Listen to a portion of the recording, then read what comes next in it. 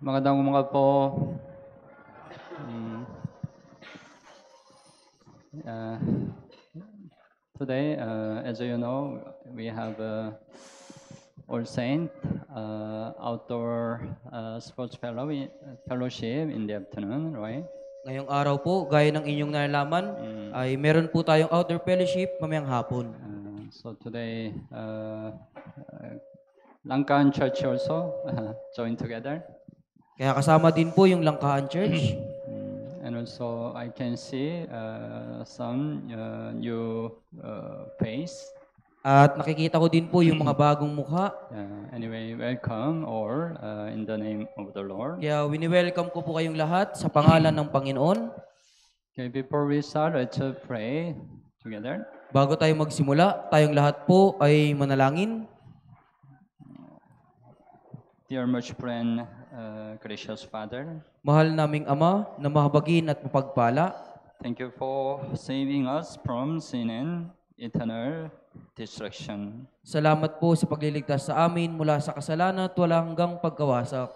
Thank you for guiding our Christian life until now. Salamat po sa pagpapatnubay sa aming pamumuhay Kristiyano magpahanggang ngayon. Even though we have a lot of oppression in our Christian life, our Lord is always with us and guide us. Kahit na meron po kaming maraming kahirapan sa aming buhay Kristiyano, ang aming Panginoon ay palaging kasama namin at gumagabay sa amin. So whatever oppression we meet, let us commit to our Lord. Kaya sa anumang kahirapan kami humarap, ay pagkatiwala namin ito sa Panginoon.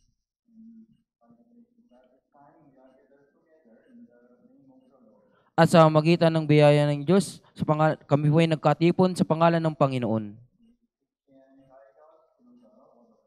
Pakiusap, turuan niyo po kami at gabayan sa pamamagitan ng salita ng Diyos. Nawa maunawaan po namin ang iyong kalooban sa pamamagitan ng salita ng Diyos.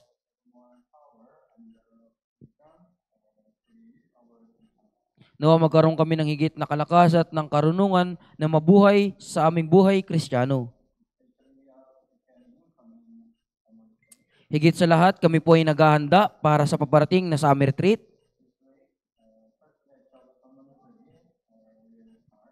At sa linggong ito ay idadaos po ang unang batch ng summer retreat. Pakiusap, akayin niyo po ang maraming nawawalang kaluluwa sa summer retreat.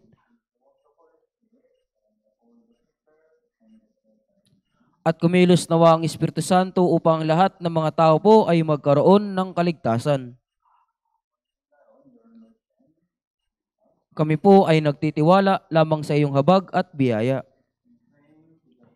Dinadalangin po namin ito sa pangalan ni Jesus. Amen.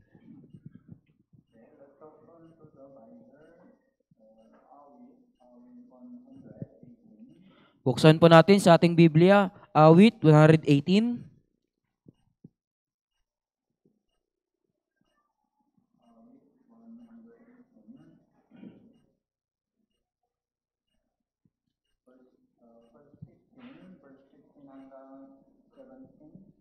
Mula verse 15 hanggang 17.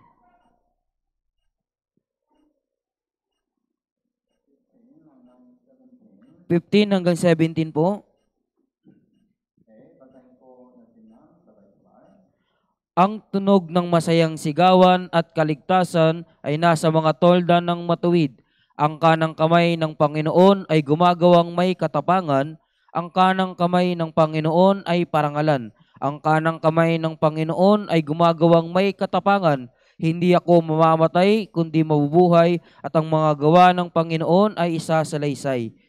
Inarusahan ako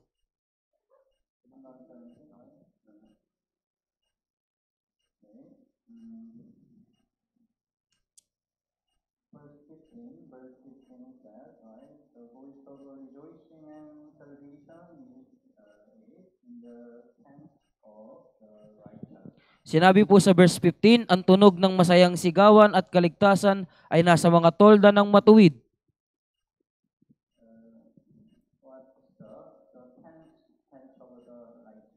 Ano po ba yung mga tolda ng matuwid?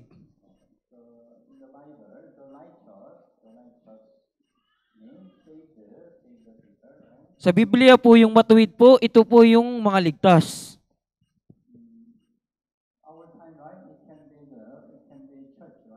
At sa ating panahon, maaaring ito po yung church.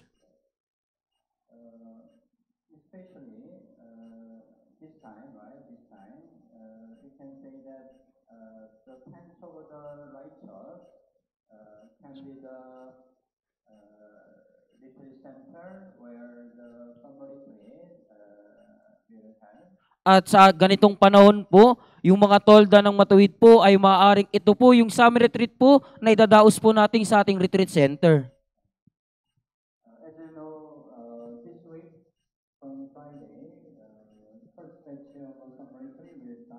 At gaya ng inyong nalalaman, sa ngayong Friday po magsisimula ang unang batch ng summer retreat.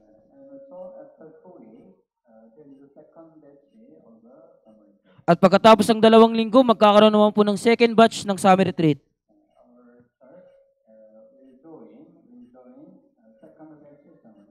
At sa ating church po, tayo po ay dadalo sa ikalawang batch ng summer retreat.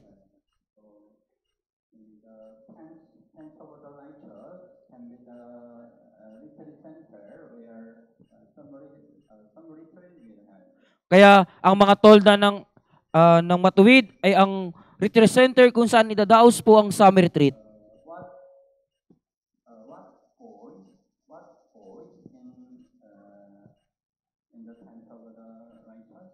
Kaya po, anong tinig po, anong tunog ang meron sa mga tolda ng matuwid?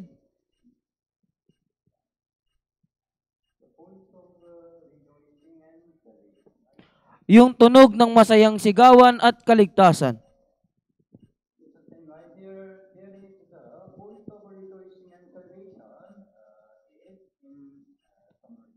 Pares din po yun na mayroong pong tunog ng masayang sigawan at kaligtasan sa retreat center.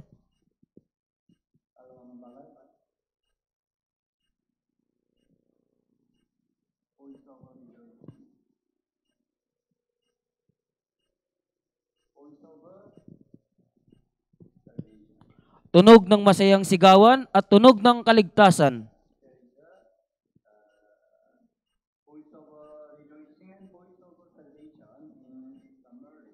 Meron pong tunog ng masayang sigawan at kaligtasan sa summer retreat.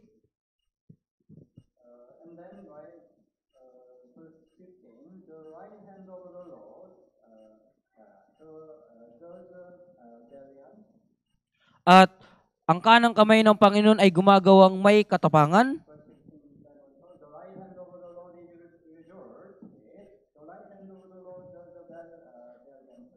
At sa verse 16, ang kanang kamay ng Panginoon ay parangalan, ang kanang kamay ng Panginoon ay gumagawang may katapangan. Bakit po sa summer retreat?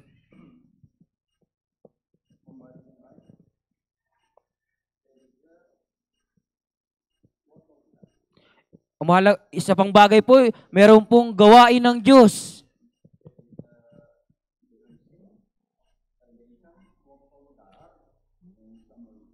Meron pong masayang sigawan, kaligtasan, at gawa ng Panginoon, ng Diyos.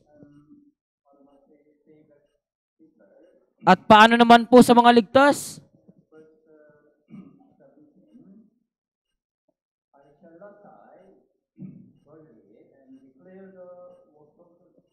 Hindi ako mamamatay, kundi mabubuhay at ang mga gawa ng Panginoon ay isasalaysay. Ano ba yung ginagawa ng mga ligtas na Kristiyano?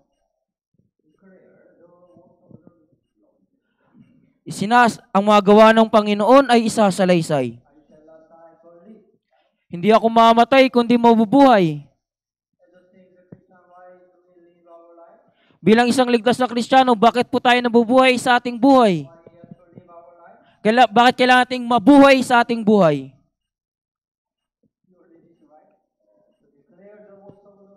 Dito mo, di ba, ang mga gawa ng Panginoon ay isasalaysay. Ibig sabihin, upang ipangaral ang Ebanghelyo. Dahil magagawa nating iligtas ang mga nawawalang kaluluwa sa pangangaral ng Ebanghelyo. Kaya sa summer retreat po, may papangaral po natin ng Ebanghelyo.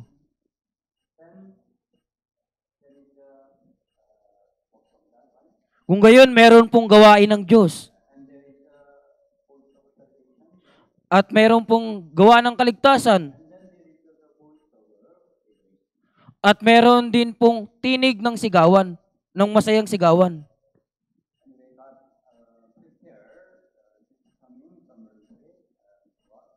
Kaya inihanda ng Diyos ang summer retreat na ito para sa atin.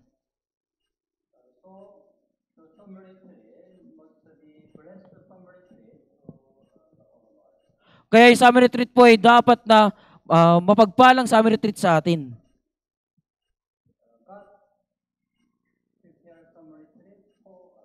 Inihanda ng Diyos ang summer retreat para sa atin.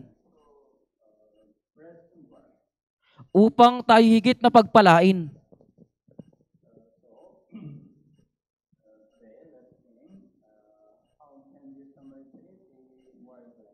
Kaya pag-isipan natin sa oras nito kung paano po higit na magiging mapagpala ang summer retreat.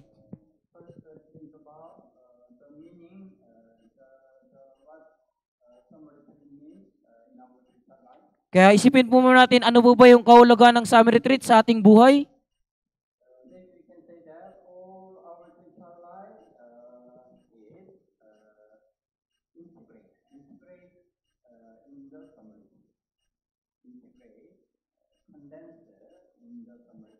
Masasabi po natin na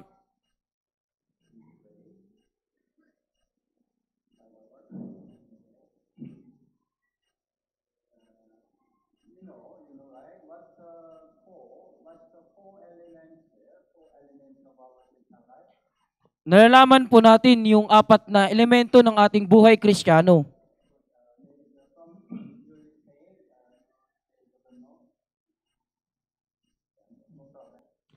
Kaya kahit hindi pa ito alam ng mga bagong ligtas, wala pong problema. Pagkatapos ng summer retreat po, magsisimula tayo ng New Beginner Bible Study. At matututunan po natin kung ano po yung apat na elemento ng ating buhay Kristiyano.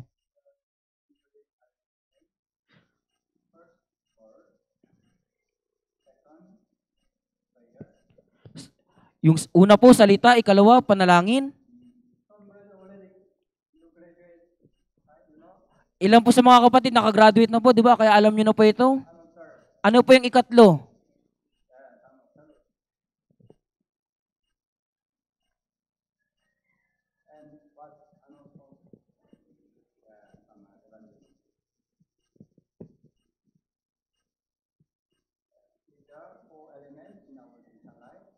Ito po yung apat na elemento ng buhay Kristiyano. Ito yung pinaka-pangunahin po pero napakahalaga.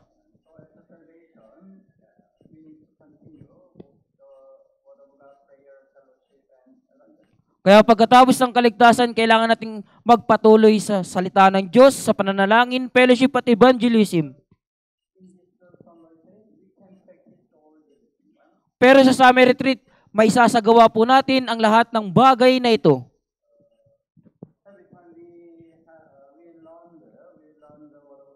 Di ba po, palagi tayo ay nag-aaral ng salita ng Diyos. Pero sa summer retreat, may isasagawa po natin yung mga salitang ating natututunan. Kahit na natututo tayo ng maraming salita ng Diyos, kung hindi naman natin ito na isasagawa, wala po itong kabuluhan.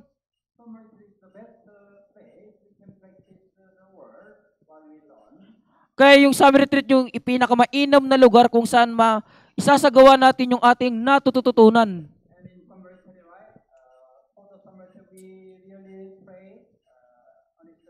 At di ba po, para sa summer retreat, tayo po ay taimtim na nananalangin. Para iligtas yung mga nawawalang kaluluwa, di ba po? O kaya upang makadalo sa summer retreat, tayo po ay nagnanais na taimtim na nananalangin.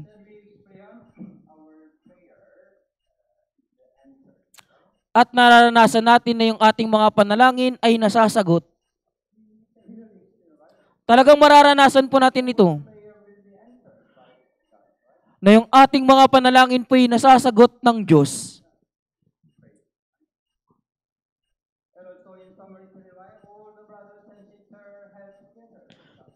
At sa Summer Retreat, lahat ng mga brother and sisters sama-samang nagtutulungan. Ginagawa nila yung maraming paglilingkod. At meron din po silang malapitang fellowship. Opo, magkakaroon po tayo ng napakaraming fellowship sa maraming kapatid.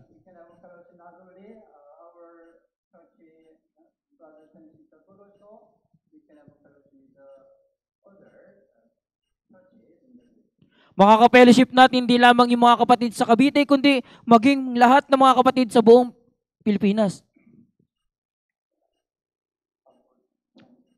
Gaano kagandang pagkakataon po ito. At ang mahalagang bagay po, magagawa natin mag-evangelize ng mga nawawalang kaluluwa sa Summer Retreat.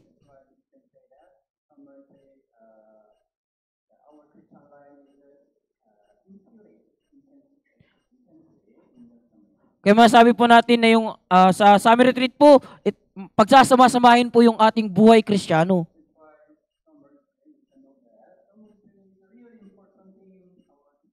Kaya masabi po na yung Summer Retreat po yung napakalagang bagay sa ating buhay Kristiyano.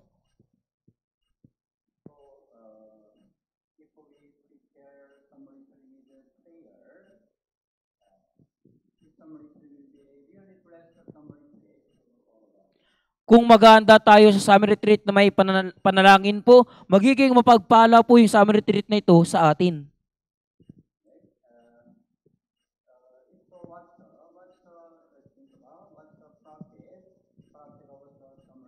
Kung gayon, pag-isipan po natin, ano po ba yung pakinabang ng Summer Retreat?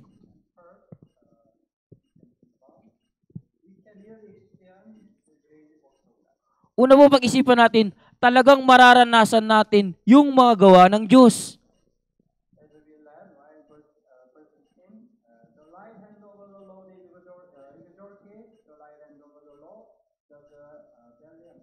Gaya ng sa verse 16, ang kanang kamay ng Panginoon ay parangalan, ang kanang kamay ng Panginoon ay gumagawang may katapangan. Magkakaroon po ng dakilang gawa ng Diyos. Nung nakaraan po natutunan natin na nung unang iglesia po mayroong pagkilos ng Diyos. At nalaman natin na kahit isang araw po, 5,000 po yung nagkaroon ng kaligtasan. Yan po yung ganap na gawa ng Diyos. Parehong bagay din po yung nangyayari sa Summer Retreat. Sa Korea po meron din pong Summer Retreat.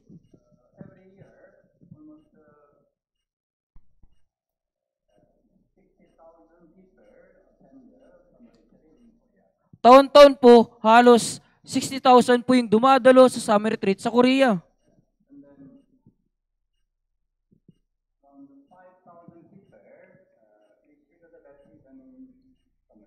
At mahigit 5,000 katao po yung naliligtas sa Summer Retreat. 5,000 po, di ba? Sa naunang church po, 5,000 po yung nagkakaroon ng kaligtasan. Nangyari po yan sa Summer Retreat sa ating church. Paano naman po sa Pilipinas?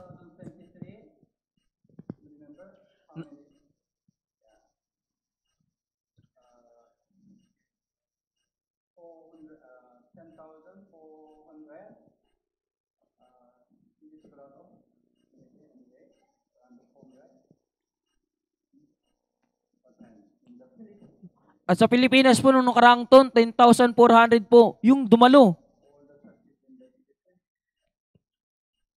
Sa buong church po sa Pilipinas.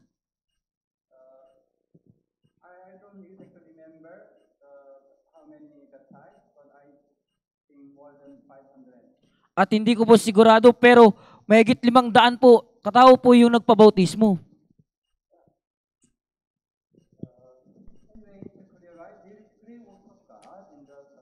Gayunpaman, meron pong dakilang pagkilos ng Diyos sa summer retreat. So our church,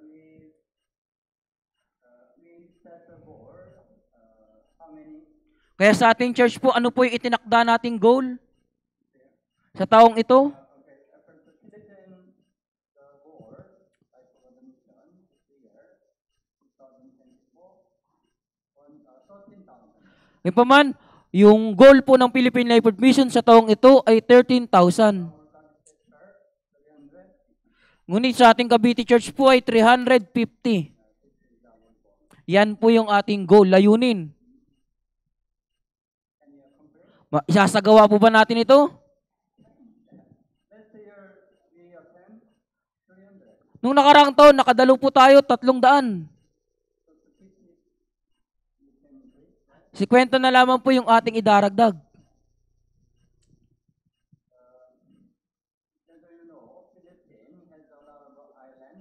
Gaya ng inyong nalalaman sa Pilipinas po, napakaraming mga isla.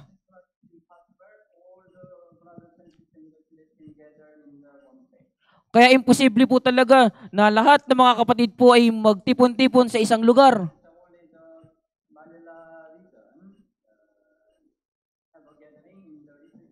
Kaya tanging taga Manila lamang po yung nagtitipon sa retreat center.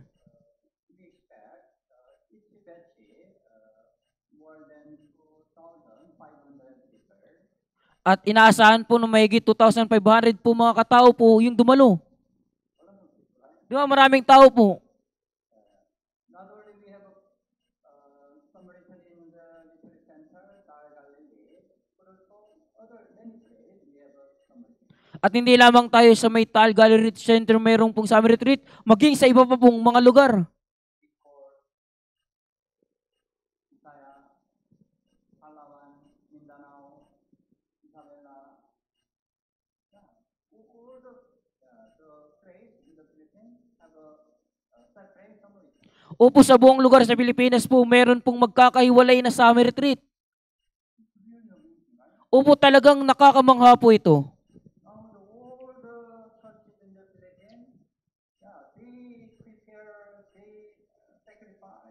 Ngayon po, yung buong church sa Pilipinas po, sila po ay nagsasakripisyo. Tayo po ay higit na mas mainam yung sitwasyon kaysa sa ibang lugar. Dahil meron po tayong malaking retreat center. Pero sa ibang lugar po, mas mahirap yung kanilang sitwasyon. Dahil wala naman po silang retreat center. Kailangan po nilang manghiram o magrenta ng lugar. At walang lugar para magtipon po yung maraming tao.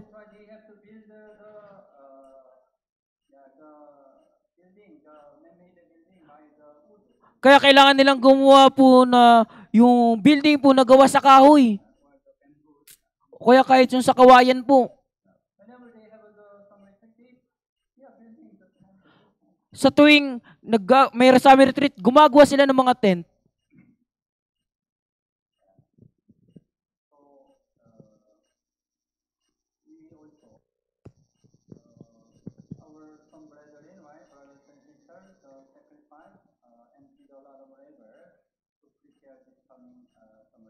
Sa ating church din po, maraming mga kapatid po yung naghahanda, sa sakripisyo para po sa summer retreat. Ginagawa po natin yung advanced activity.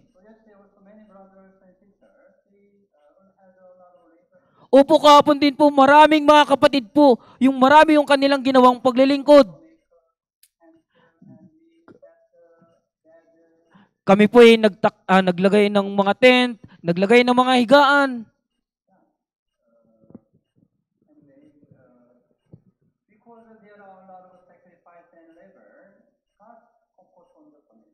Dahil meron pong maraming sakripisyo at pagpapagal, yung pansin ng Diyos ay nasa summer retreat.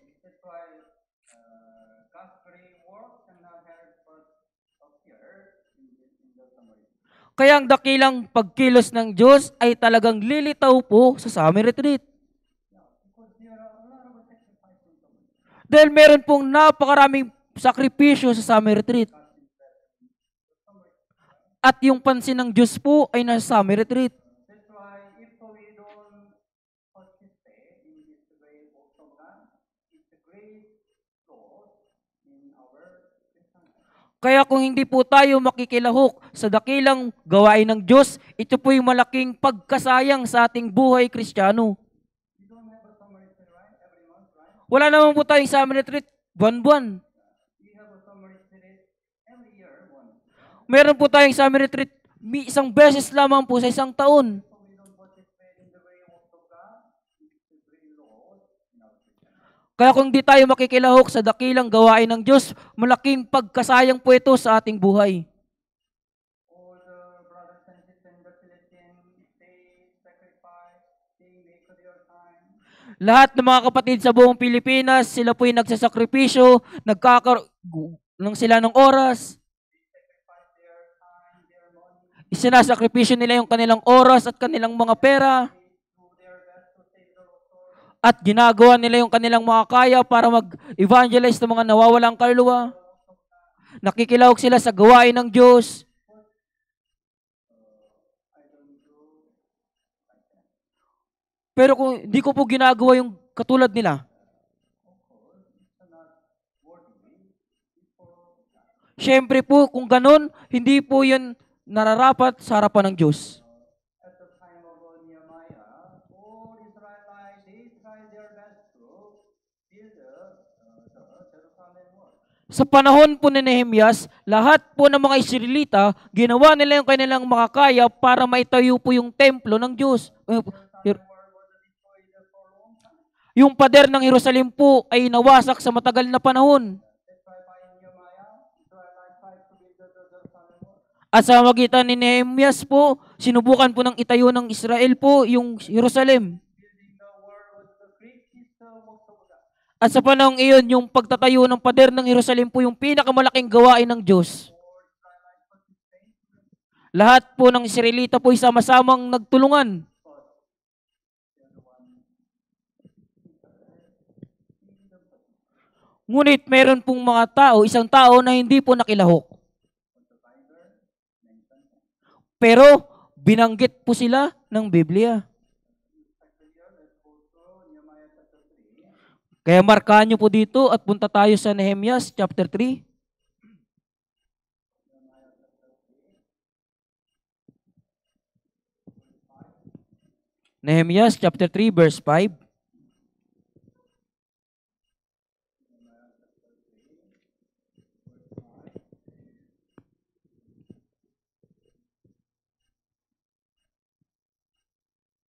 Okay, po natin ng verse 5. Kasunod nila ay nagkumpuni ang mga tikoita, ngunit hindi inilagay ng kanilang mga maharlika ang kanilang mga leeg sa gawain ng kanilang mga Panginoon.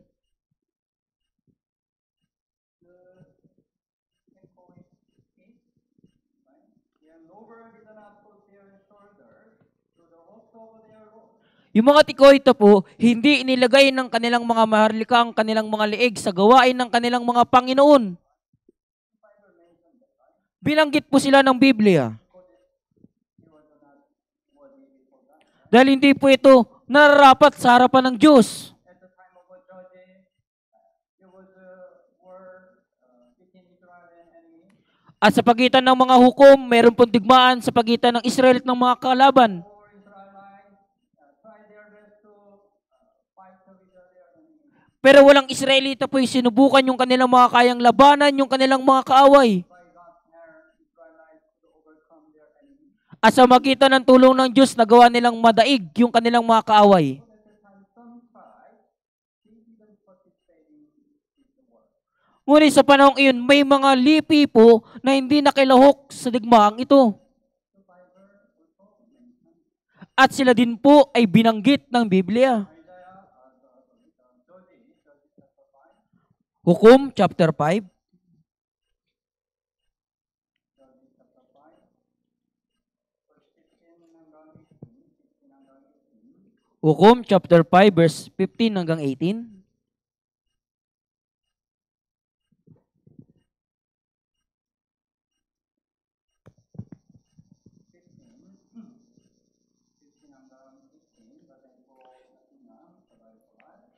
Ang mga pinuno sa Isakar ay dumating na kasama ni Deborah, at ang Isakar ay tapat kay Barak. Sa libis ay dumaluhong sila sa kanyang mga sakong sa gitna ng mga angkan ni Ruben, nagkaroon ng lubusang pagsasaliksik ng puso. Bakit ka nanatili sa gitna ng mga kulungan ng tupa upang makinig ba ng mga pagtawag sa mga kawan? Sa gitna ng mga angkan ng Ruben, nagkaroon ng lubusang pagsasaliksik ng puso. Ang Gilead ay nanatili sa kabila ng Jordan, at ang Dan, bakit siya ay nanatili sa mga barko? Ang Azer ay nanatili sa mga baybayin ng dagat at nanahan sa kanyang mga daong. Ang Zebulon ay isang bayan na nagsuong ng kanilang buhay sa kamatayan, gayon din ang Nephtali sa matataas na dako ng kaparangan.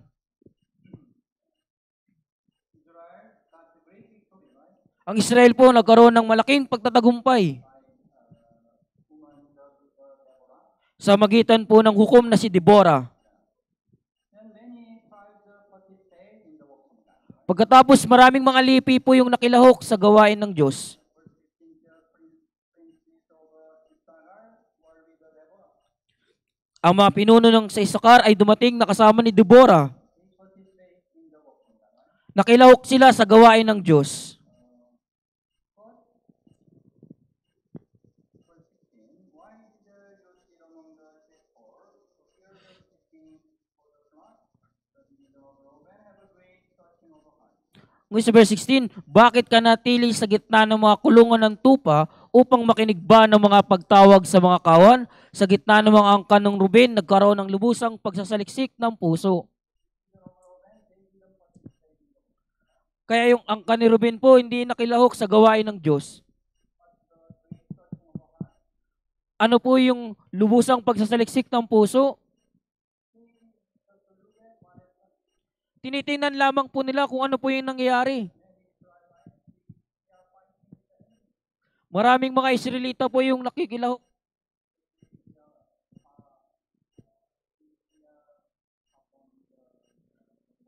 Pero malayo po sila sa digmaan. Kaya pagsasaliksik ng puso, ibig sabihin, nag-aalinlangan po sila. Makikilahok ba ako o hindi? Kaya sinasaliksik nila yung kanilang puso. Sila po ay nanatili sa gitna ng kulungan ng tupa. Opo, hindi sila nakikilahok.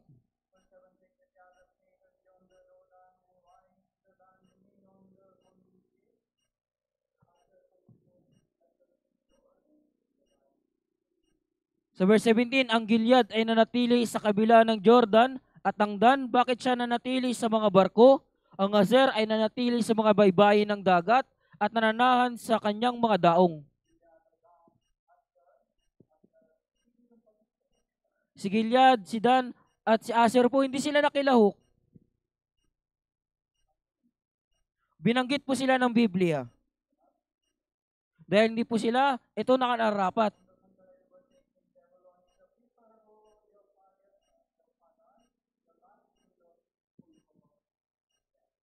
Ang Zebulon ay isang bayan na nagsuong ng kanilang buhay sa kamatayan.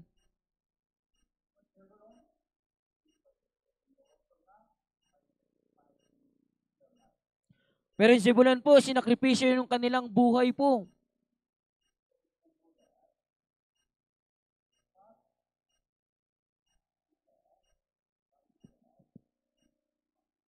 Kaya makikita po natin, ang Diyos po ay nakatingin sa atin.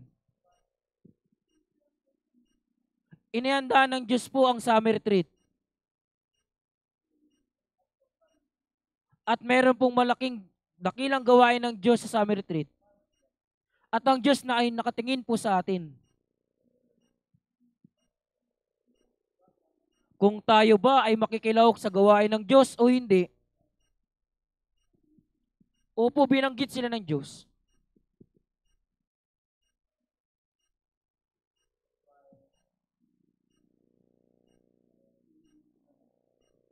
Kaya hindi po natin kailangan mag-alinlangan.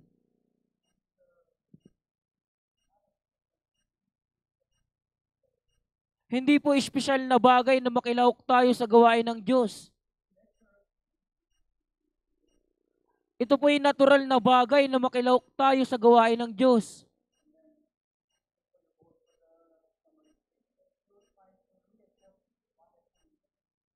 At kapag dumalo po kayo sa amin rito, subukan niyo pong tingnan kung ano po yung nangyayari. Subukan niyo pong tingnan yung gawa ng Diyos. At malinaw niyo pong makikita yung gawain ng Diyos.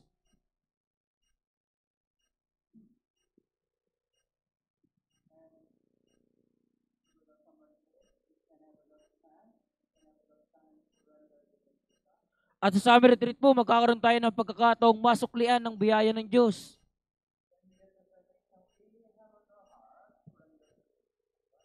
Nung nagkaroon po tayo ng kaligtasan, meron po tayong puso na suklian ng biyaya ng Diyos. Natural po yun, tama po ba?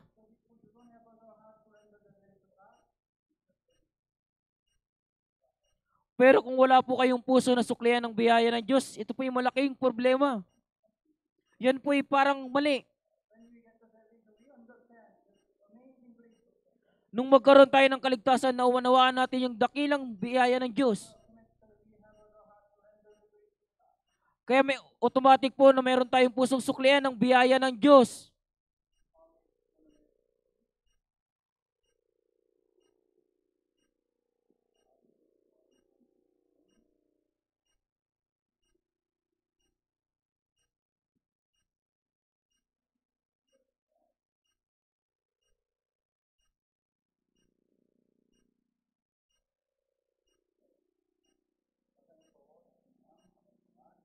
Ano ang aking isusukli sa Panginoon sa lahat niyang kabutihan sa akin?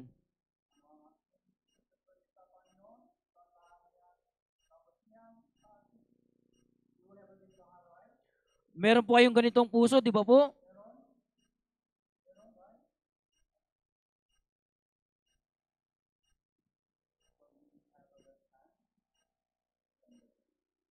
Pero may pagkakataon po tayong suklian ng biyaya ng Diyos. Ang Diyos ay nagbigay ng dakilang pagkakataon na makilahok tayo sa gawain ng Diyos. Sa pamagitan ng summer retreat na ito, masusuklian natin ang biyaya ng Diyos.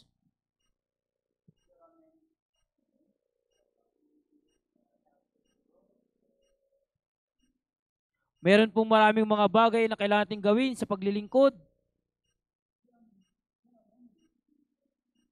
Meron pong napakaraming ministry sa summer retreat. Marami na tayong ginawa para sa paghahanda. Inihanda natin yung building. Inihanda natin yung mga tulugan. Nilinis natin yung lahat ng mga lugar. Inihanda natin yung maraming mga bagay.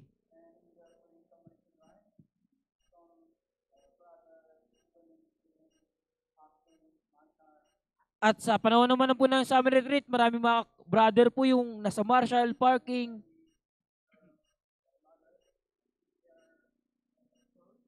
At maraming mga nanay po yung naghahanda ng pagkain.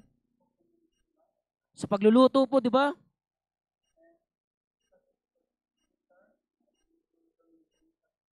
At yung mga church school teacher, ginagawa po nila yung kanilang gawain sa church school.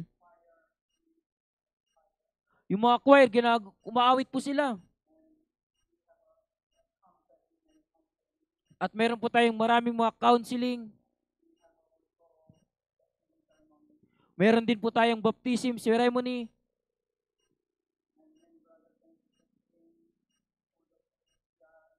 Maraming mga kapatid yung naglilinis sa maraming lugar, sa CR. Marami pong mga ministry.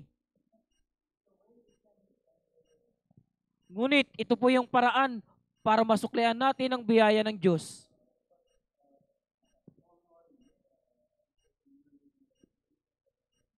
Pero wag po kayo mag-alala, lalo na sa mga bagong ligtas na kapatid.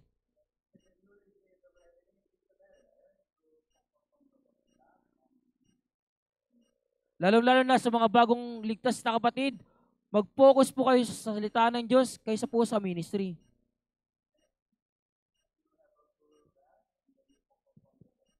Magpahinga po kayo ng maayos po at mag-focus po sa salita ng Diyos.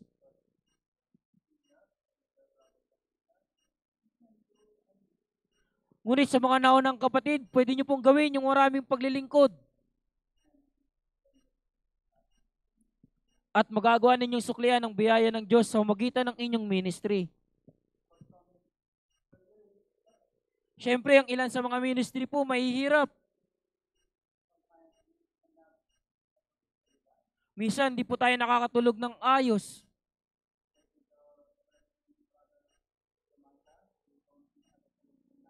Lalo-lalo na yung mga brother na nag-martial, hindi sila makatulog ng maayos sa gabi. Yung mga nanay, para maganda ng breakfast, hindi po sila nakakatulog ng maayos sa gabi.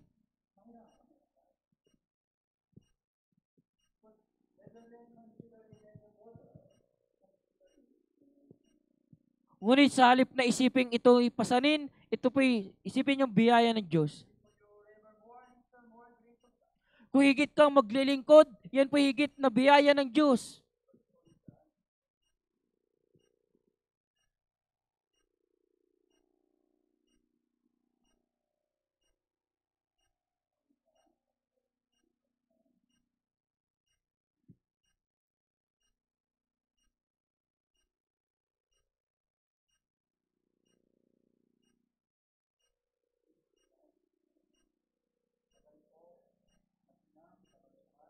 Subalit sa pamamagitan ng biyaya ng Diyos, ako ay ako, at ang kanyang biyaya na ibinigay sa akin ay hindi nawawalan ng kabuluhan. Sa halip, ako'y naglilingkod ng higit kaysa kanilang lahat, bagaman hindi ako, kundi ang biyaya ng Diyos na nasa akin. Kaya sa pamamagitan ng biyaya ng Diyos, ako ay ako.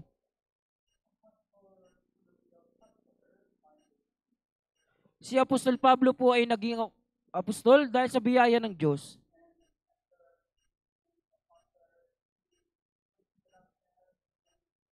At pagkatapos niyang buong maging apostol, ipinangaral niya yung ebanghelyo sa maraming lugar. Talagang nagdusa siya ng maraming kahirapan para sa ebanghelyo. At sinabi niya na ako'y naglingkod ng higit kaysa kanilang lahat.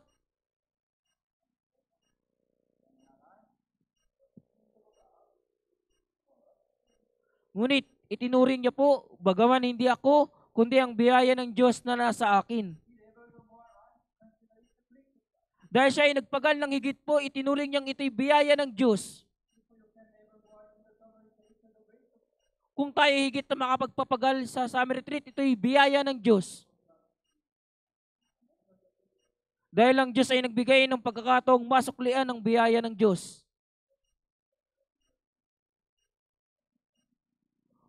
Huwag mong ituring na yung paglilingkod mo ministry ay malaking pasanin. Kung ang ministry ay nagiging pasanin na, hindi na po ito biyaya.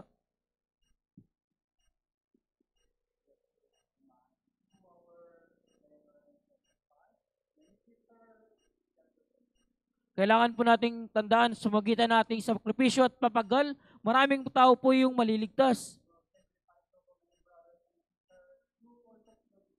Dahil sa maraming sakripisyo ng mga kapatid at pagkapagal, ikaw din po ay naligtas. Dahil sa maraming sakripisyo ng mga kapatid, ikaw po ay narito ngayon. Ngayon, ikaw naman po.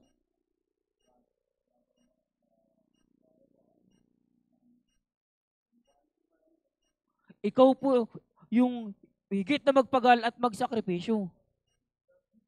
Pero yan po'y biyaya ng Diyos. Yan yung dakilang pagkakataong masuklian ng biyaya ng Diyos.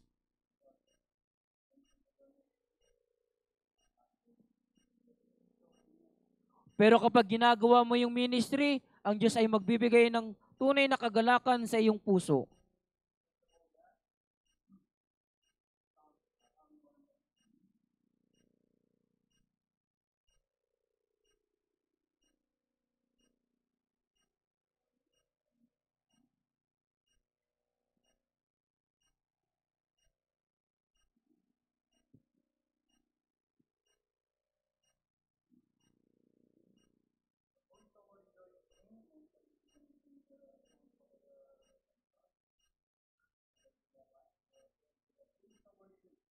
Kaya gaya ng ating binasa, meron pong tinig, tunog ng masayang sigawan.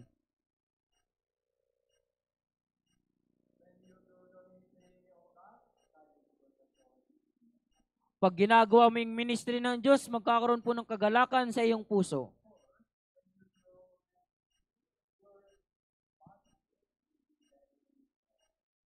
Siyempre po, kapag ginagawa mo yung maraming ministry, yung katawan mo, magkakaroon ng, marahil yung katawan mo ay mapapagod.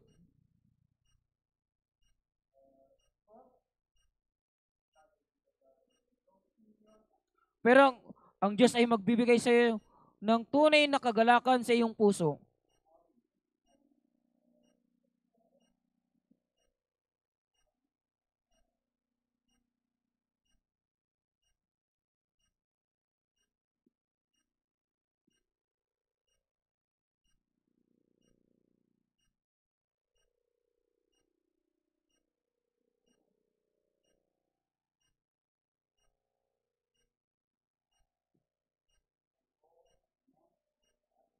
Ikaw ay naglagay ng kagalakan sa aking puso, kaysa nang ang kanilang butil at alak ay sagana.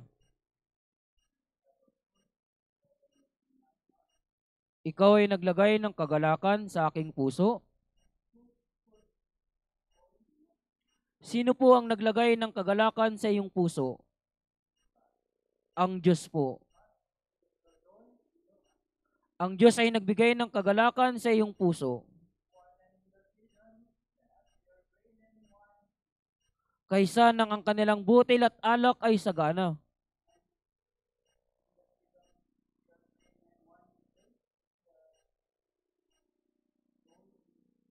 Kaya sa mundong ito, kapag meron po sagana po yung kanilang ubusan po kagalakan po sa kanila iyon.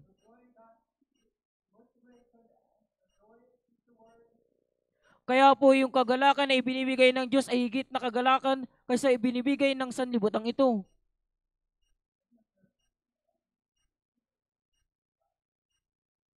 Narasan nyo na po ba yung kagalakang ibinigay ng Diyos? Minsan marahil nararanasan nyo po yung kagalakang ibinibigay ng mundong ito. Pero hindi po yan tunay na kagalakan. Ngunit ang tunay na kagalakang ibinibigay ng Diyos, ang tunay na kagalakan.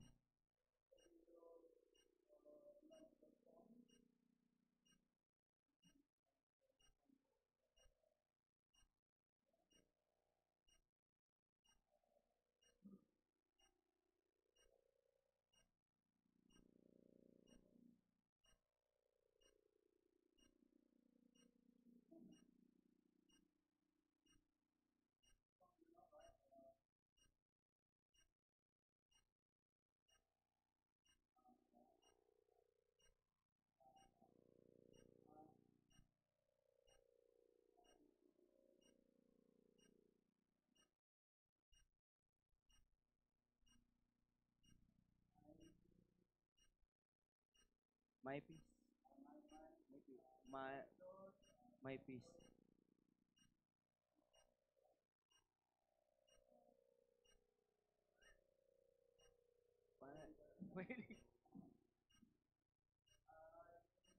My, my peace.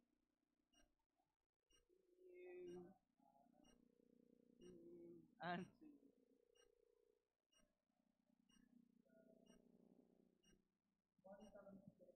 yes, 173. My peace, my peace, my joy, joy I give unto you. The joy that the world cannot is a joy that the world cannot understand. Joy to know, joy to live. My joy I give unto you.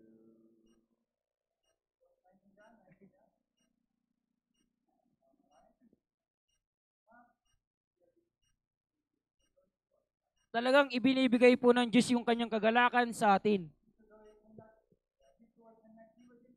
Ang kagalakang ito hindi po may bibigay ng sanlibutan ito. Mararanasan din po natin ang kagalakang ito sa summer retreat.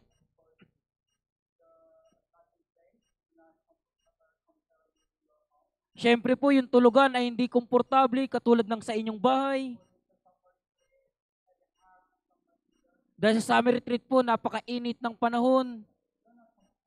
Kaya hindi po komportable. Pero magkakaroon ka ng kagalakang ibinibigay ng Diyos. Marahil hindi nyo kailanman ito naranasan mula sa mundong ito. Pero sa pagkakataong ito, mararanasan mo po yung kagalakang ito.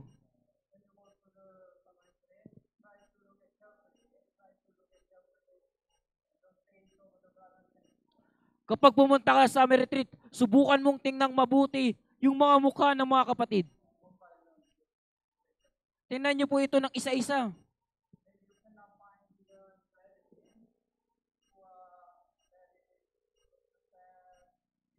Marahil hindi niyo po makikita doon yung kapatid na napakaseryoso at parang malungkot.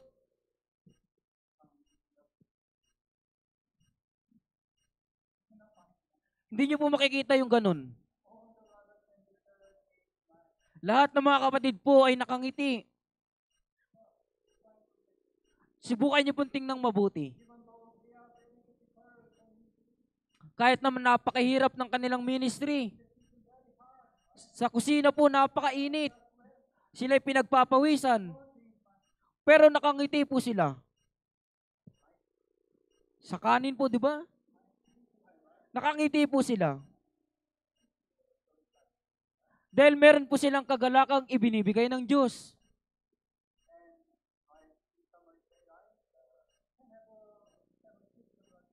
At sa summer retreat, maaari kang magkaroon ng maraming fellowship sa mga maraming kapatid.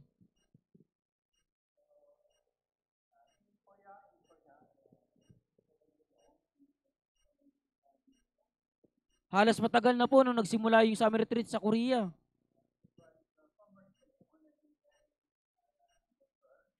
Kaya yung summer retreat po ay talagang matured na po. At maraming bagay po yung nakahanda na.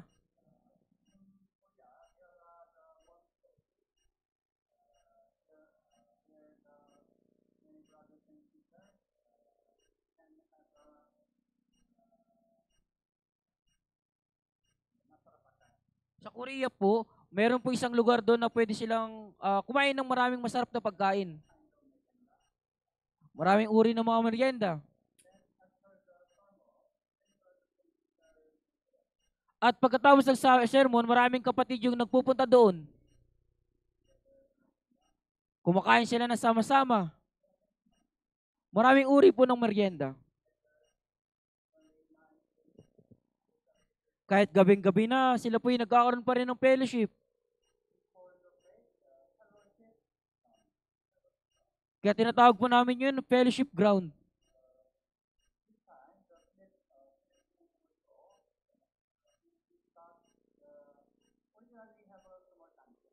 At sa taong ito, sinimulan na po natin. Sa katunayan po, di ba, meron tayong maliit na kantin po doon.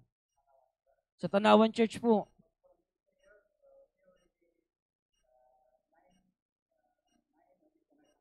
Pero sa magmula ngayong taon po, meron pong 9 na additional na kantin. Magkakaiba pong yung kanilang binibenta. At sa panahong ito, sa pagkakataong ito, sa ating youth group din po yung magbebenta. Mag-sell din po tayo, magbebenta tayo ng iced coffee. Diba gusto niyo din po ng iced coffee? Pwede po kayong bumili doon.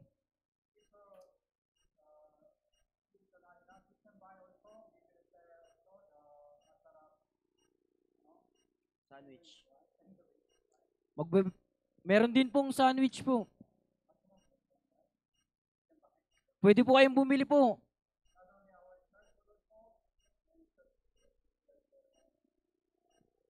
At hindi lamang sa ating church, kundi maraming church din po yung nag-aanda ng kanilang sariling ibebenta.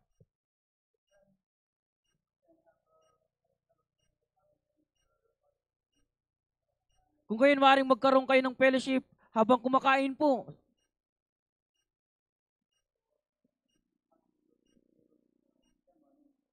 Kaya mas mabuting maganda po kayo ng inyong pocket money.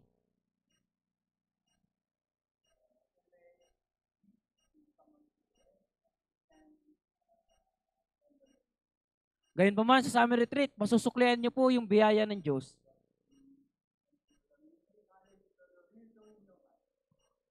Pero ang summer retreat, ang Diyos ay magbibigay ng kagalakan sa iyong puso.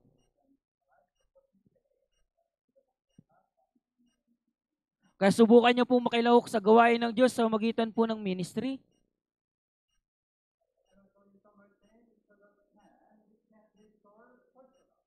At sa summer retreat, ito din po yung pagkakataong maibalik po natin yung unang pag-ibig. Nung magkaroon tayo ng kaligtasan, nagkaroon tayo ng unang pag-ibig ng Panginoon.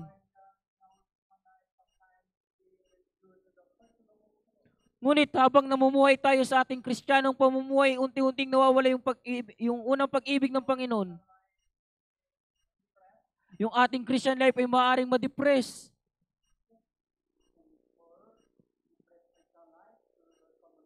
Pero maaari nyo pong maibalik yung depressed na Christian life sa magitan ng summer retreat.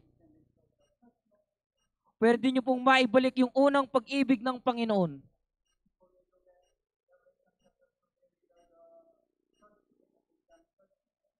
Kung titinan po natin sa Apocalypse chapter 2, mayroon pong iglesia ng Efeso.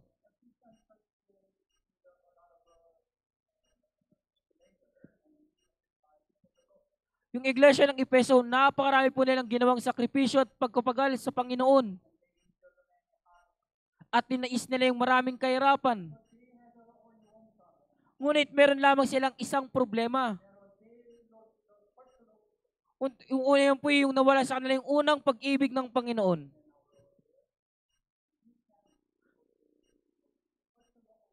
Pagkatapos sinaway sila ng Panginoon sapagkat iniwan po nila yung kanilang unang pag-ibig. Punta po tayo, Apocalypse chapter 2, verse 2.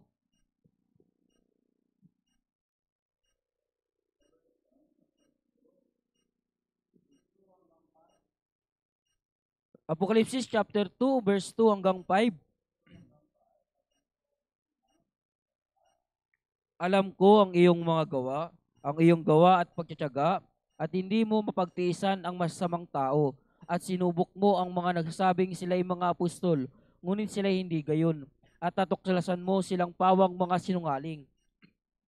Ikaw ay may pagtitiis at nagsikap ka dahil sa aking pangalan at hindi ka napagod. Iniwan mo ang iyong unang pag-ibig, kaya't alalahanin mo kung saan ka nahulog, magsisika at gawin mo ang mga bagay na ginawa mo nung una. Kung hindi, darating ako sa iyo at aalisin ko ang iyong ilawan mula sa kinalalagyan nito, malibang magsisika.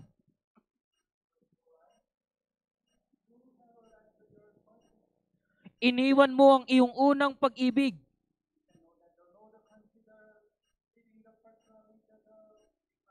Kaya malalaman natin na itinuturing ng Diyos na yung pag-iwan sa unang pag-ibig po ay malaking problema.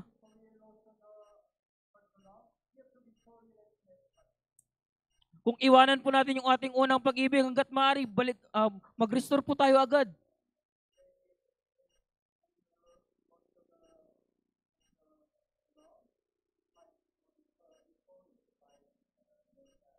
Marahil nung iniwan mo yung unang pag-ibig mo, marahil sinusubukan mong i-restore ito sa magitan ng sarili mo. Pero naranasan mo, hindi ito madali. Siyempre po, hindi ito talaga madali sa magitan ng sarili mo. Kapag ikaw ay nasa church, ang Panginoon yung magre-restore sa iyo. Higit sa lahat, kung mayroong dakilang pagkilos ng Diyos, kaya kang i-restore ng Diyos. At natutunan natin, di ba, mayroong dakilang pagkilos ng Diyos sa aming retreat.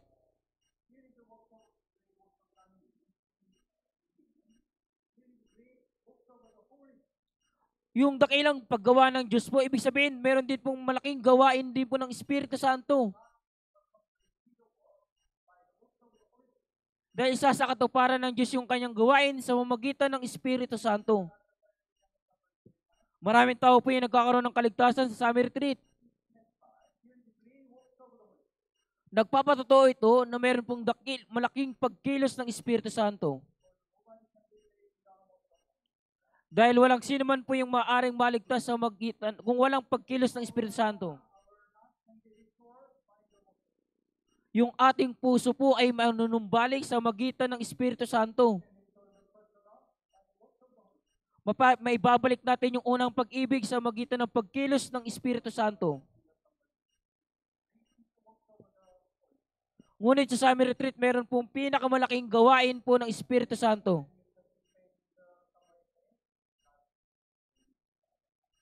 Kaya kung ikaw ay makikilahok sa summer retreat, panunumbalikin ng Diyos ang iyong puso. Maibabalik mo yung unang pag-ibig.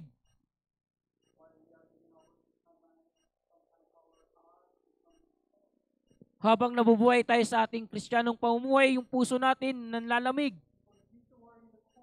Dahil yung sanlibutan ito ay malamig. Hindi po sa physical na malamig. Dahil sa physical talaga mainit po, di ba? Pero sa espiritu ay malamig.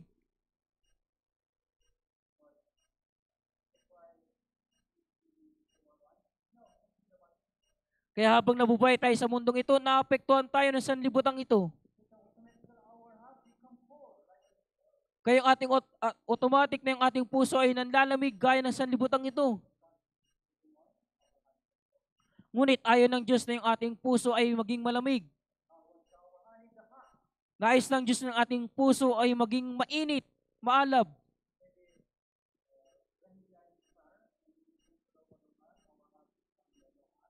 Marahil habang nasa church po tayo, nakikinig ng salita ng Diyos, medyo nagiging mainit po yung ating puso. Pero kapag pumunta tayo sa mundong ito, nagiging malamig. Mainit, malamig, mainit, malamig. Anong mangyayari po? Magiging ito'y maligamgam po. Yung malahining nga po, maligamgam.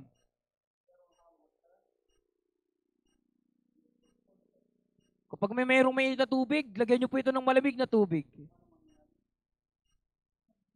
Magiging maligamgam po. Yung ating puso ay magiging ganun po.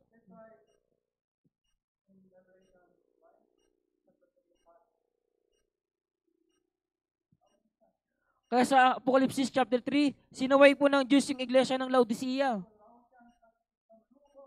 Dahil po yung iglesia ng Laodicea ay naging malahininga.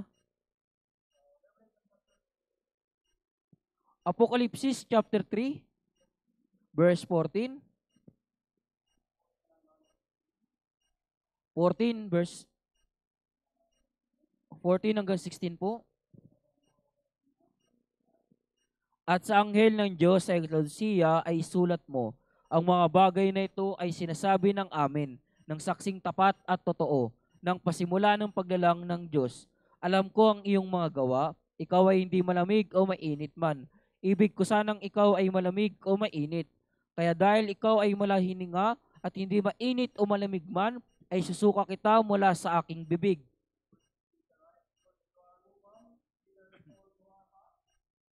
Dahil ikaw ay malahininga at hindi mainit o malamig man, kaya sinabi ng ating Panginoon, isusuka kita mula sa aking bibig. Ano po ibig sabihin po ng isusuka? Ibig sabihin, hindi ito tatanggapin ng Diyos. Kung ito po ay malahininga, hindi ito tatanggapin ng Diyos. Nais ng Diyos na tayo maging maalab, mainit. Pero hindi ka pwedeng maging maalab kapag mag-isa ka. Kapag ikaw ay nasa church, magiging maalab ka.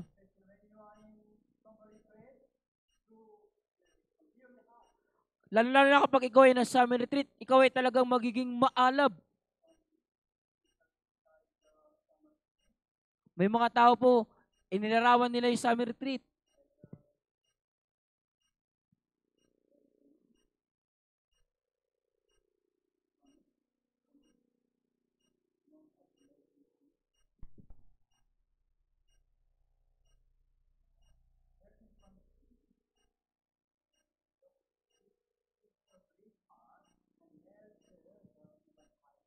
Ito po yung pugon po, yung pugon, yung hurno. Mainit po yan, di ba po? Yung summer retreat po, ito po yung natutunaw na hurno o pugon. Napakainit po. Yung pag-ibig ng Diyos ay napakainit. Ka- Kaya yung pag-ibig ng Diyos yung magtutunaw sa inyong matigas na puso. Kaya nga po ikaw po ay naligtas. Dahil yung pag-ibig ng Diyos ay napakainit, kaya ikaw ay naligtas. Yung salita ng Diyos yung nagbukas sa iyong puso. Ngunit yung mga tao na sa sanlibutan ito, sila ay napakalamig. Sila ay napakatigas. Ano ang makapagpapatunaw sa kanilang matigas na puso? Pag-ibig ng Diyos. Pero meron pong dakilang pag-ibig ng Diyos sa summer retreat. Yung kanilang puso ay matutunaw sa summer retreat. At ang iyong malamig na puso ay magiging mainit kung makikilahok ka sa summer retreat. Magkaroon po tayo ng maalab na puso sa pamamagitan ng summer retreat.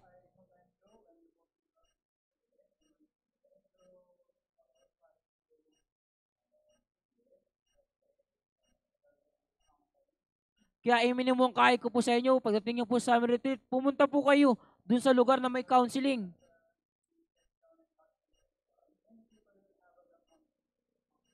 Pagkatapos po ng scene session at gospel session, maraming tao po yung nagpapa-counseling. At maraming mga ministers at mga counselors po yung nandoon.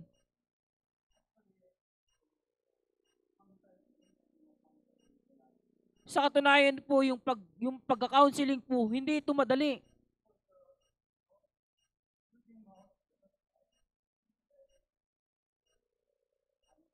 Dahil yung pagsasalita po, hindi ito madali. Siyempre, may mga babae po, madali ito sa kanila. Ngunit yung patuloy na pagsasalita po, kailangan ng maraming enerhiya.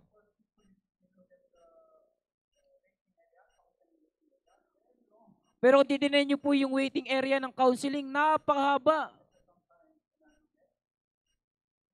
Kaya minsan pag tinitingnan ko, meron pa rin, mahaba pa rin. Pero hindi lamang tayo basta nakatuon sa linya. Nakatuon tayo sa kanilang kaluluwa. Yung kanilang kaluluwa ay dapat maligtas. Kaya po ginagawa natin yung ating makakaya. Kahit na nakakapagod, nagpapatuloy po tayo.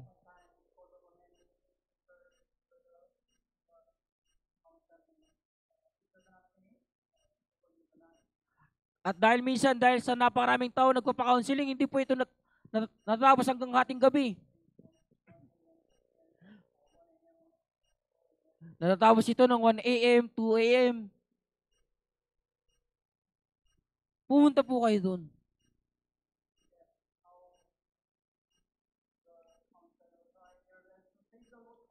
Tingnan nyo po kung paano yung mga counselors sinusubukan nila yung kanilang mga kayang magligtas ng mga nawawalang kaluluwa. At yung inyong puso po ay magiging maalab. At sa huling araw po meron tayong baptism ceremony. Kung gayon maraming tao po yung nagpapabautismo.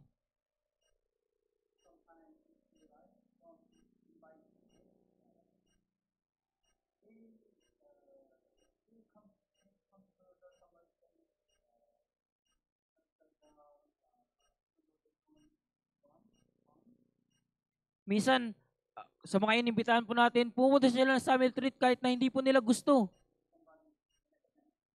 Na parang meron pong naghila sa kanila sa summer retreat.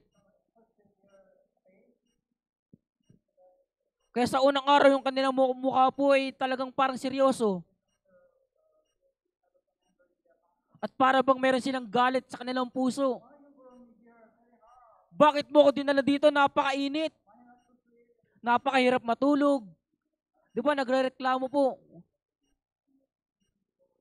Pero gayon pa man, nakikinig sila ng salita ng Diyos. At unti-unti, nabubuksan yung kanilang puso. At nagpapa-counseling pa din po sila.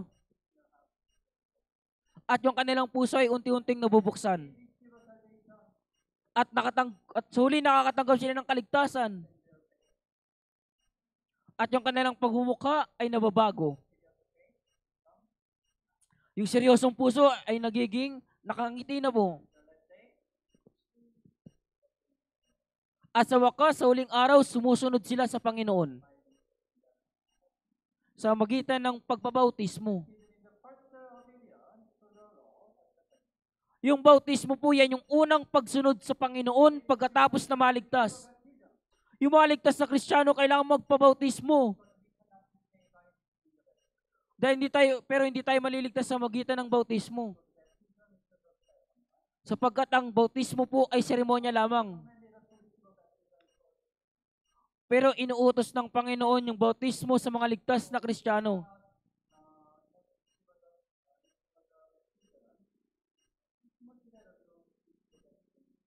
Kaya kung hindi pa rin po kayo nagpapabautismo, mas mabuting mababautismo po kayo sa pagkakataong ito. At may papahayag mo sa lahat ng tao ang iyong pananampalataya sa pamamagitan ng bautismo. Kung gayon ang iyong Christian life ay magiging mas mainam kaysa noon.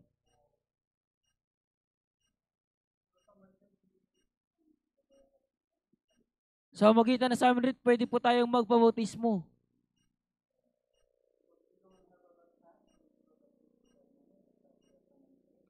Dahil wala tayong ibang pagkakataon po na magpabautismo maliban sa Summit Retreat.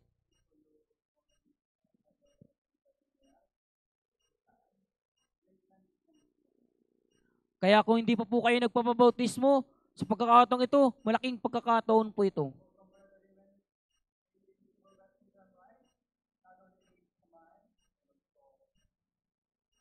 Kaya may mga kapatid po, kapag nagpabautismo sila, hindi lamang sila masaya, kundi umiiyak din po sila.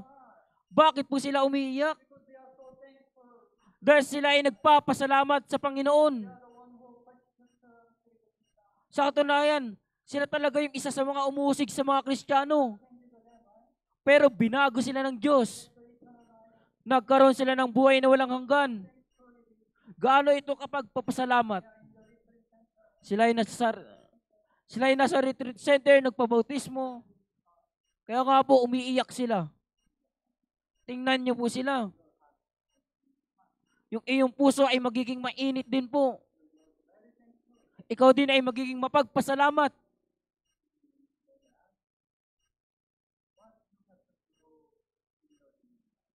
At malalaman niyo po kung ano yung gagawin mo sa iyong natitirang buhay.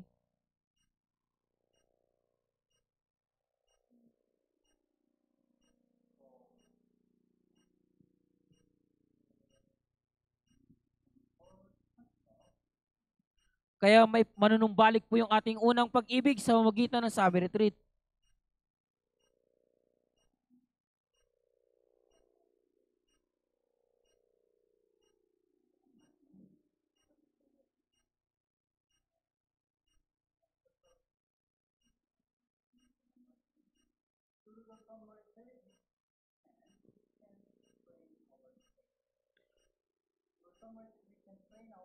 At sa pamamagitan ng Summit Retreat ay masasanay po natin yung ating pananampalataya. Paano natin sasanayin yung ating pananampalataya?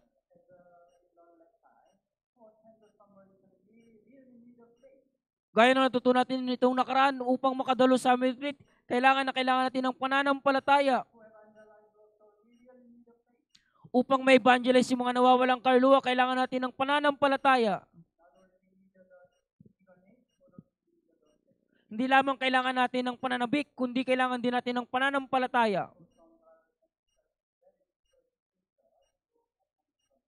Ngunit para sa ilang mga kapatid, napakahirap para sa inyong dumalo na Summit Retreat.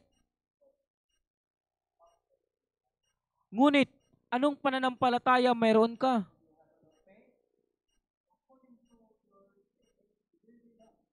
Kung mayroon kang pananampalataya, ayon sa iyong pananampalataya, ayan ang mangyayari.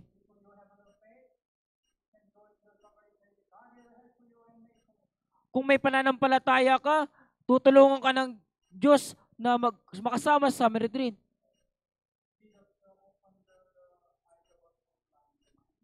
Binuksan ni Jesus yung mata ng dalawang bulag.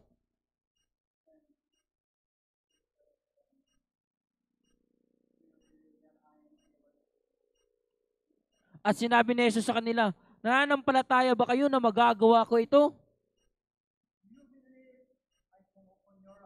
Nananampalataya ka bang mabubuksan ko ang iyong mga mata? Pagkatapos sabay na sinabi po ng dalawang bulag, Opo, Panginoon. Nananampalataya kami. At sa sinabi ni Jesus, ayon sa inyong pananampalataya ay mangyari. At sa wakas, yung kanilang mga mata ay nabuksan. Ang mahalagang bagay, anong pananampalataya mayroon tayo? Kung meron talaga tayong pagnanais, hahantong yan sa ating pananampalataya. Yung pananampalataya mo, hahantong sa salita ng Diyos. Kaya ang pananampalataya mo ay mangyayari. Kaya huwag pong sumuko. Sa anumang sitwasyon ka naroon, huwag kang sumuko. Magkaroon ka lamang ng pananampalataya. O Panginoon, gusto ko talagang pumunta sa summer retreat. Ngunit yung kalagayan ko hindi maganda. Pakiusap, bigyan mo ko ng pananampalataya. Pakiusap, tulungan mo at gumawa ka ng paraan. At tutulungan ko po ng Diyos.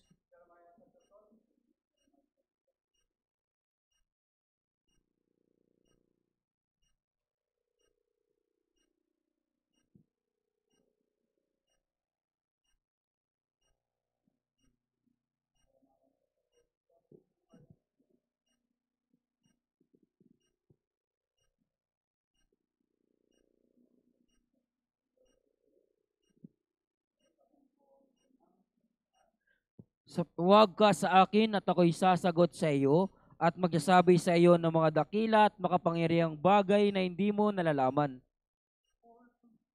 Tumawag ka sa akin. Tumawag ka sa Diyos. At nangako ang Diyos, ako'y sasagot sa iyo.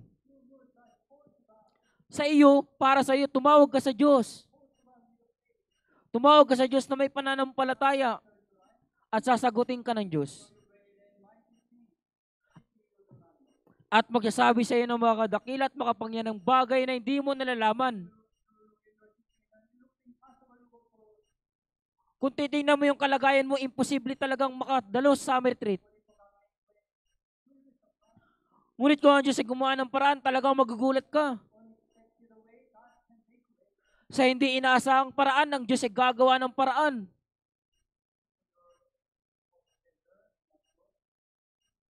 Kung ang iyong schedule sa trabaho ay hindi maayos,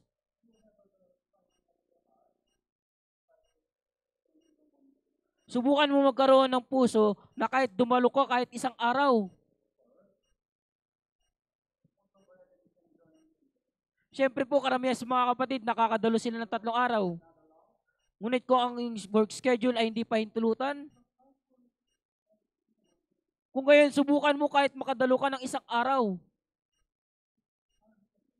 ang Diyos ay nakatingin sa iyong puso.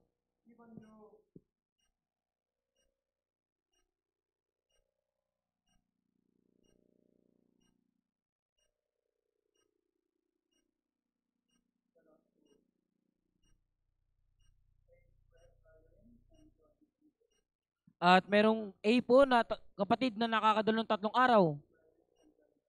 At yung B na brother, makakadalo siya ng 1 araw lamang. Sino yung higit na tatanggap ng biyaya? Maaaring sabihin niyo yung A. Hindi po.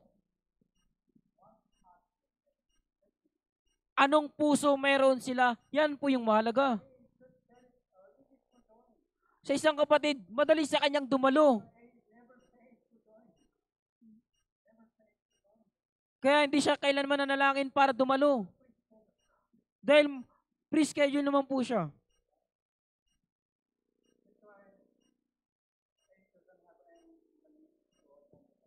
Kaya yung A po, wala talaga siyang pananabik na dumalo na summer retreat. Dahil meron siyang oras, kaya makakadulo talaga siya. Pero yung B po, wala siyang sapat na oras. Pero yung B, talagang gusto niya sumama. Talagang nananangin siya sa Diyos. O Panginoon, kahit isang araw gusto kong makadalo. Ngunit yung sitwasyon ko ay hindi madali. Pakiusap, tulungan mo at gumawa ka ng paraan. Hindi ako papayagan ng aking boss. Pakiusap, baguhin mo yung puso ng aking boss. Talagang siya'y taimtim na nanalangin. At talagang dumating siya at umatin lang isang araw. Kung gayon, kanino po higit na pagpapalain ng Diyos? Kanino po?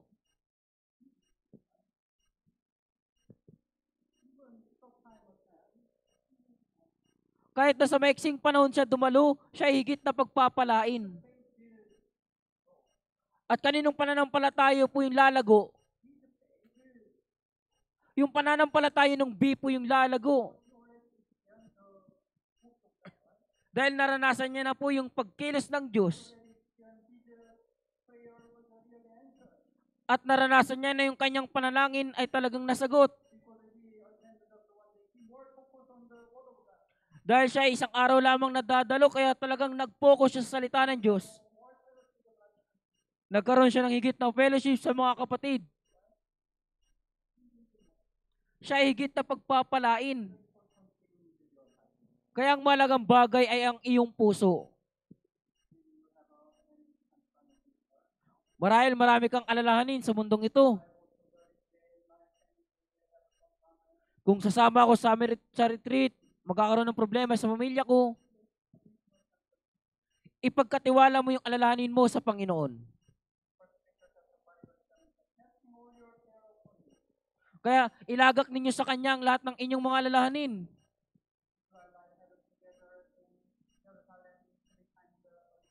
Yung mga Israelita, kailangan nilang magtipon sa Israel sa loob Yung mga adult po, kailangan nilang pumunta.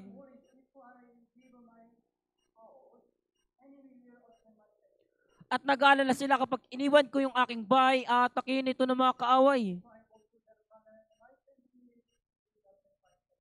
Kung pupunta ako sa Jerusalem, atakin ng mga kaaway yung aking pamilya. Pagkatapos nangako ang Diyos.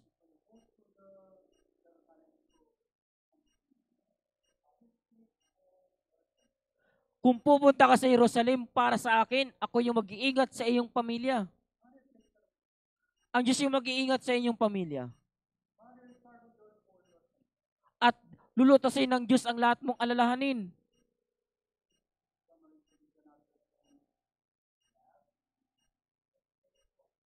Ang summer retreat, hindi ito isang bagay na kailangan po nating mag-alinlangan. Yung summer retreat, ito po yung dapat nating daluhan.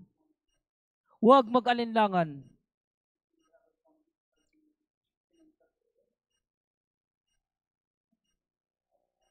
Kaya kung meron kang kahirapan sa pinansyal, humingi ka ng tulong. Huwag kang mahiya. Ang malagang bagay dito, yung puso mo na gustong dumalo.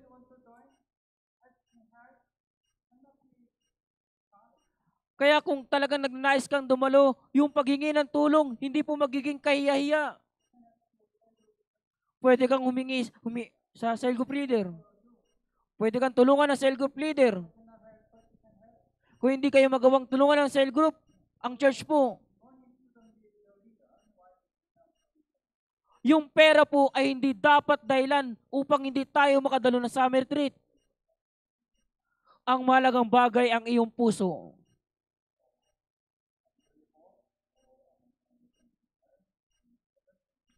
Kaya umaasa po ko na lahat ng ating mga kapatid ay sama-samang dumalo ng summer retreat. At magligtas po tayo ng maraming nawawalang kaluluwa. At ang summer retreat ay magiging tunay na pagpapala sa lahat nating mga kapatid. At ang ating pananampalataya ay magiging matured sa magitan ng summer retreat. Tayong lahat po ay manalangin. Mahal naming Ama na mabagin at mapagpala. Salamat po sa pagliligtas sa amin mula sa kasalanan at hanggang pagkawasak. Salamat po sa pagkapatnubay sa amin na manatili si church magpahanggang ngayon. Higit sa lahat, sa biyaya ng Diyos, magkakaroon po kami ng summer retreat. Hindi po namin nalalaman kung kailan muling darating ang aming Panginoon. At maaaring mangyari ni summer retreat yung huling pagkakataon sa aming buhay.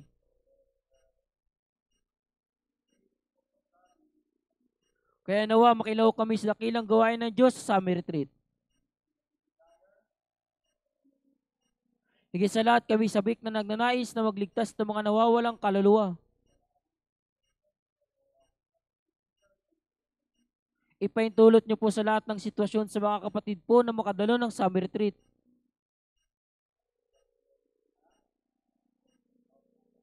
At sa hapong ito, meron po kaming All Saints Outdoor Fellowship. Patnubayan niyo po yung buong fellowship na ito. At nawa, ay magala kami sa Panginoon. Idinadalangin namin ito sa pangalan ni Jesus. Amen.